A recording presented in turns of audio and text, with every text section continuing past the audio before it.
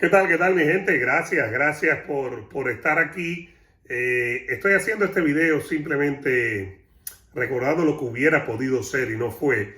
Y para el béisbol cubano, para la pelota cubana, se ha recibido como debe ser, con mucha tristeza, la muerte de Pedro José Rodríguez, de Cheito, el legendario tercera base de las series nacionales, que en su momento mayor de gloria, con 29 años, establecido en el equipo Cuba, lo suspendieron porque tenía unos dólares en su maleta que le habían dado aparentemente unos peloteros venezolanos. Se lo llevaba para Cuba para comprar algunas cosas, etcétera. El hombre fue suspendido, se ensañaron con él y ya cuando regresó al béisbol ya no tenía nada que ver. En su momento tenía que 280 y tantos honrones.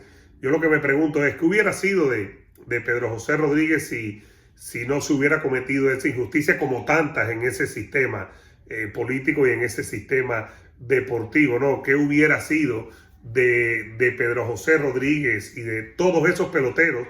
Y se los pregunto a ustedes para que me lo digan aquí. ¿Qué hubiera sido de esa generación? Pedro José Rodríguez, Héctor Olivera, Antonio Muñoz, Pedro Jova, Rey Vicente Anglada. Estoy hablando de antes, es decir, antes de los Pacheco, los Quindelán, los Víctor Mesa, los Lázaro Vargas.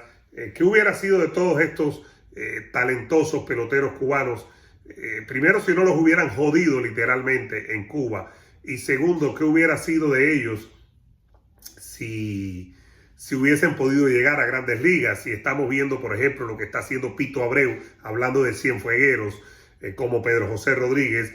Pito Abreu, que es el actual MVP de la Liga Americana, ¿no? Estamos viendo todo eso, estamos viendo cómo los peloteros cubanos pueden llegar, triunfar. Si hubieran tenido esa oportunidad siempre, si el sistema comunista desgraciadamente no le hubiera quitado a los peloteros cubanos esa posibilidad, sin duda hubieran pasado cientos, creo que hubiera pasado de 1000 la cifra de peloteros cubanos que hubieran pasado por grandes ligas. Es muy doloroso eso que ocurrió. Y ahora con la muerte de Pedro José, de Cheito, es más doloroso todavía por lo que le hicieron, por la sinvergüencería, por cómo se ensañaron con él, cómo le tendieron la cama y cómo Pedro José tuvo que dejar de jugar pelota tan joven. A los 29 años después regresó, pero no era lo mismo. Era un tercera base legendario, un hombre con una fuerza descomunal, un hombre de los que yo pienso que tenía todo el talento para llegar y establecerse